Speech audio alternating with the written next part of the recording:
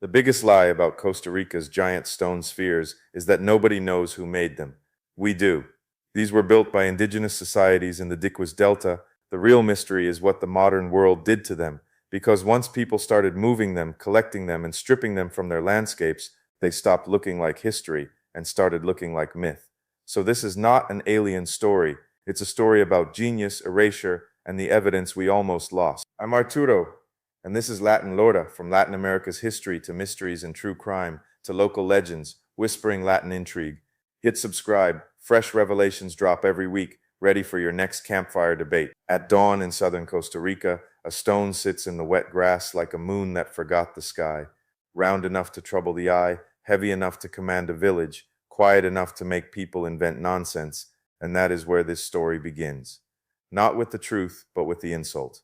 Aliens, lost civilizations, secret machines, anything but the people who actually lived there. So let us ask the real question from the first breath. Who made the Diquís stone spheres, and what were those stones doing in the life of the Delta? The first answer is the clean one. They were made by indigenous societies of southern Costa Rica before the Spanish invasion shattered that world. The standard archaeological name is the Diquís stone spheres, after the Diquís Delta, where many of the best-known examples were found.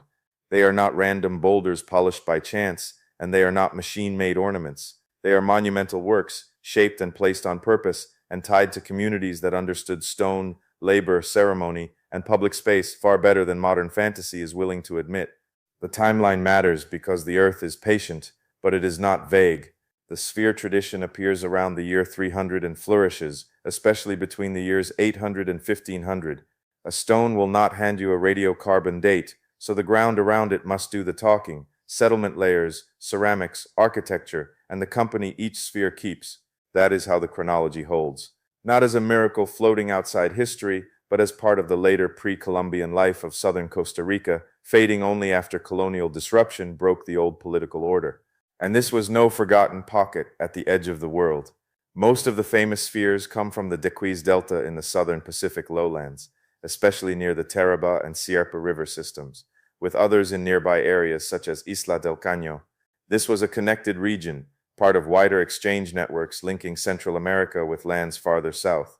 Many of its cultural threads are linked to Chibchan-speaking worlds. However, language and archaeology never fit together as neatly as labels pretend.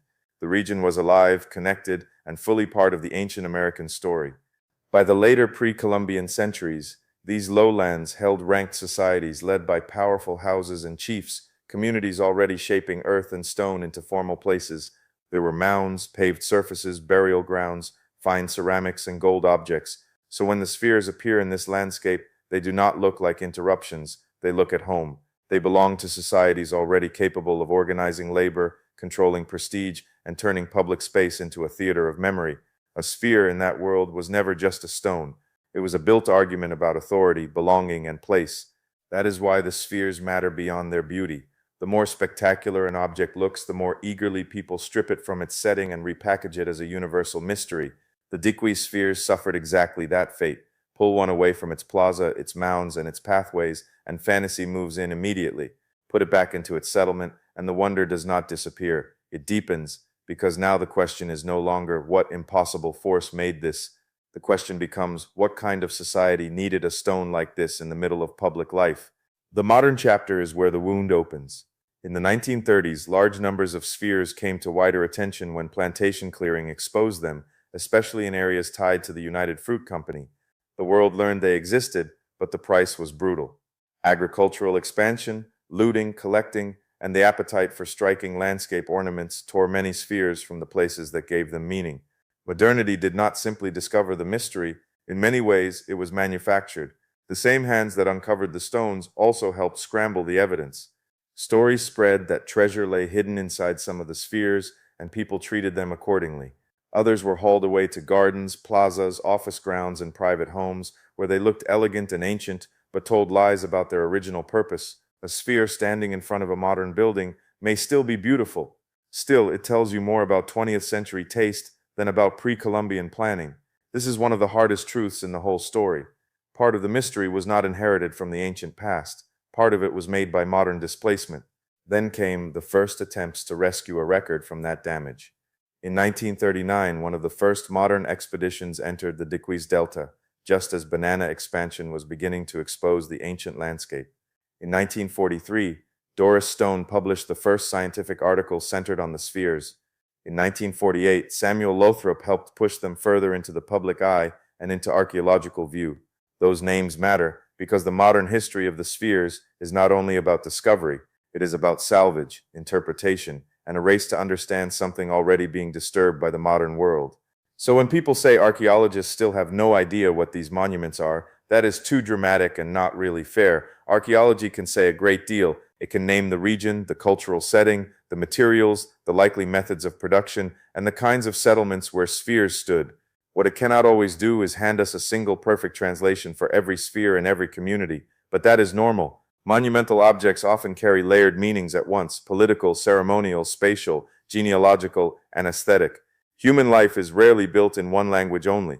The stones themselves pull the story back down to earth. Most of the large spheres were carved from hard local or regional stone, especially gabbro. However, some examples are carved from sandstone or limestone. That alone should bury half the nonsense. The raw material is not extraterrestrial. It is not some secret alloy. It comes from the land around the delta, from foothills and stone sources close enough to be known, quarried and worked by human communities with practiced memory and disciplined craft. The mountain gave the body. The makers gave it form. And how do you turn stubborn rock into a form so regular it unsettles the eye? Not with lasers, not with vanished machines. The clearest answer is slower and more beautiful than that. Pecking, battering, grinding, and polishing, again and again with patient correction and a trained eye. Artisans likely began with rounded boulders or workable blocks, then kept chasing the curve until the surface answered back with near symmetry. Difficult, absolutely, but difficulty is not impossibility. It is simply the price of skill when a culture decides that precision itself has meaning. Now, about the famous claim that they are perfect. That word has caused more trouble than the stones themselves. Some spheres are impressively regular, so much so that from a distance they can look almost mechanically made. Others are weathered, broken, unfinished, or visibly irregular. Sizes range from small examples to giants more than 2 meters across and weighing many tons. That variation matters. It is exactly what you would expect from a real artisanal tradition that moves across time, materials, weather, and different hands, not a miracle factory, a living craft tradition. Then comes movement, because a many-ton sphere does not stroll into a plaza by itself. The exact routes and techniques are not fully preserved, but nothing about the problem requires supernatural help. Pre-industrial societies across the world moved great stones with labor, leverage, ropes, rollers, sleds, ramps, and careful planning. In the wet lowlands of southern Costa Rica, seasonal conditions, prepared surfaces, and waterways may also have helped. And the size of a sphere tells us something social, not only technical. Somebody could command labor, organize effort, and decide that this object deserved time, energy, and public attention. The strongest evidence comes from spheres still tied to their archaeological settings, especially at sites such as Finca 6, Batambal, El Silencio, and Grijalba 2. Those places matter because they preserve relationships, not just objects. A sphere in isolation is impressive. A sphere beside a mound along an approach or within an organized plaza is informative.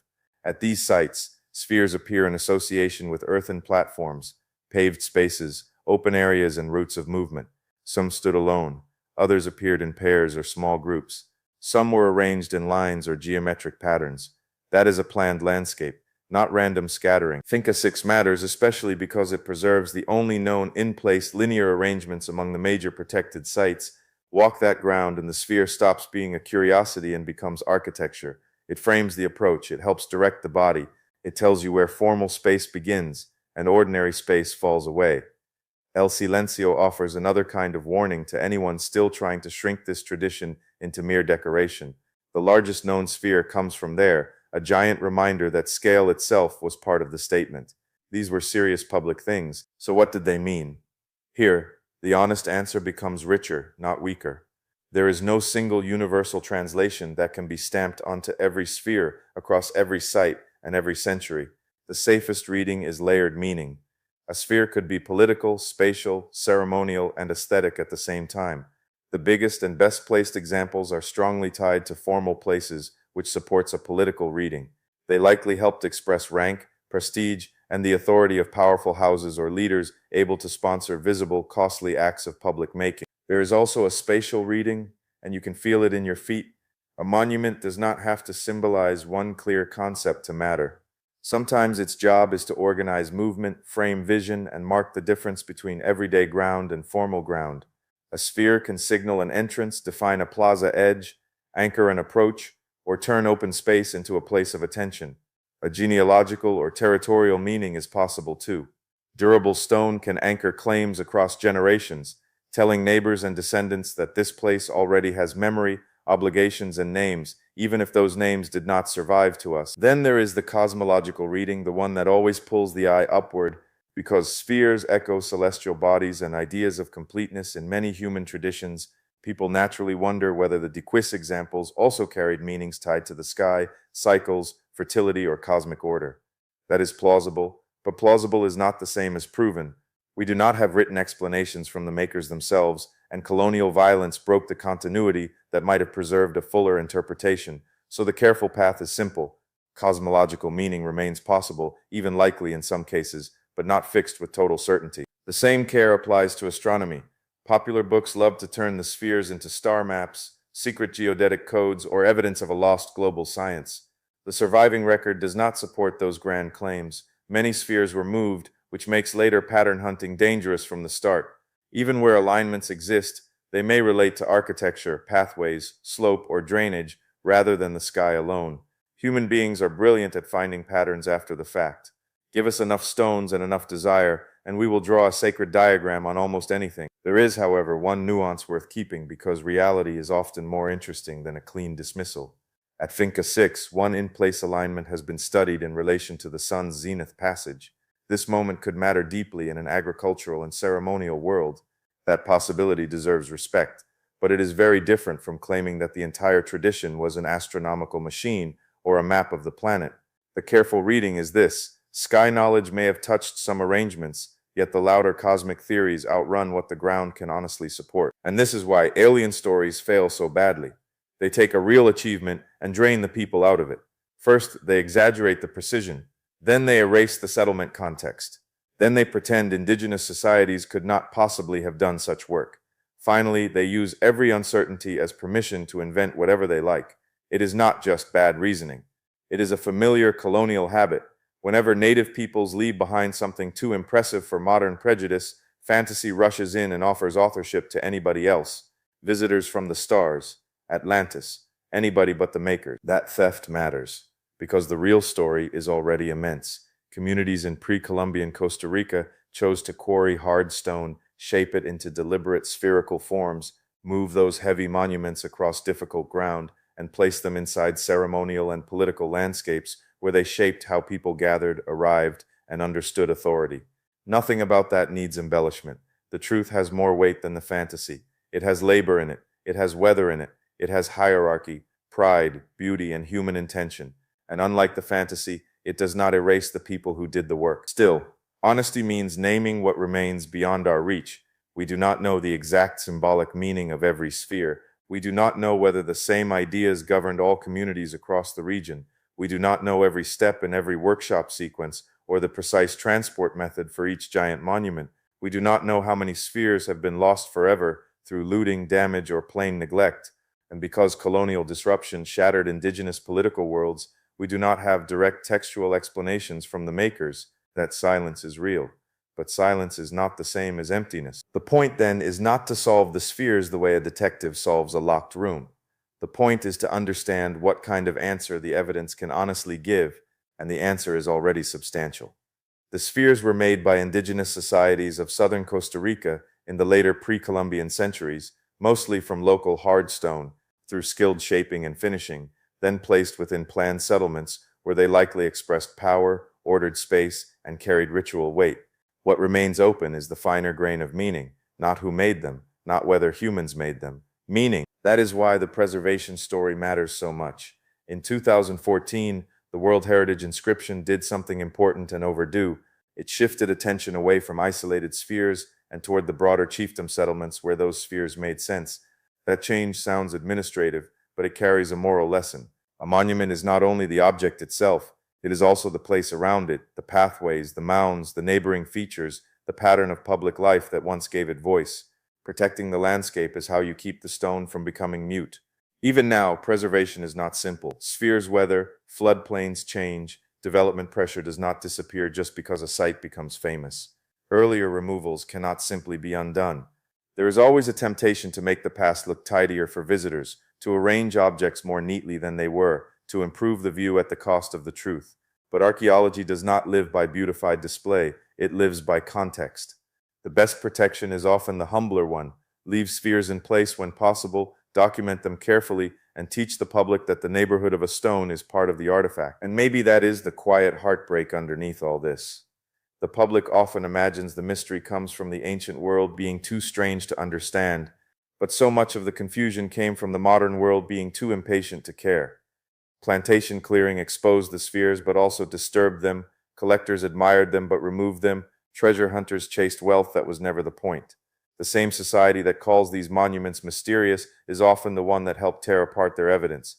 The land keeps receipts, and this story has modern fingerprints all over it. So return now to the image from the beginning. Wet grass, morning mist, a stone round enough to trouble the eye, heavy enough to anchor a plaza, old enough to remember a world before empire renamed the rivers.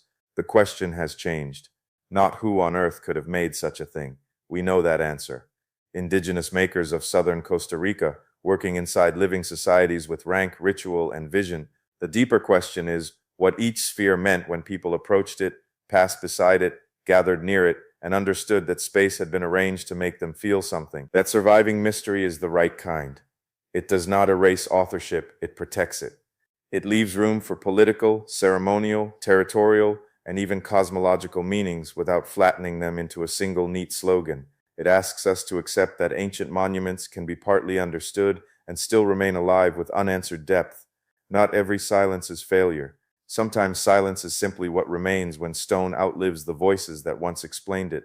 The task is not to fill that silence with nonsense. The task is to listen more carefully to what still stands. And what still stands is astonishing enough. Not proof of aliens, not proof of a vanished master race. There is no proof that indigenous intelligence needs rescuing by fantasy before modern audiences will respect it. What still stands is evidence of communities that could think monumentally, work collectively, and carve order into the landscape with a confidence that still unsettles us. The old insult was to call it impossible. The wiser response is to admit that we were trained to underestimate what indigenous peoples of the Americas were always capable of building, shaping, and imagining. So the next time you see one of these spheres, whether in a field, a museum image, or the corner of somebody's carefully manicured lawn, remember that the roundness is only the first layer of the story.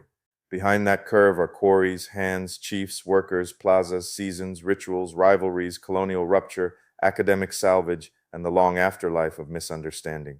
The stone looks simple. The world that made it was not. That may be why the spheres still hold us, calm on the surface, dense underneath, like history itself. In the end, the greatest wonder here is not that a stone can look unearthly. The greatest wonder is how quickly people abandon the human explanation when it points to indigenous brilliance. The Diquís spheres do not need fiction to be haunting. They only need to be returned to their own ground, their own history, and their own makers. Muchas gracias. Thanks for trekking the hidden trails of Latin America with me. If tonight's story unsettled you, subscribe and ring the bell, because Latin America's most intriguing stories are far from over.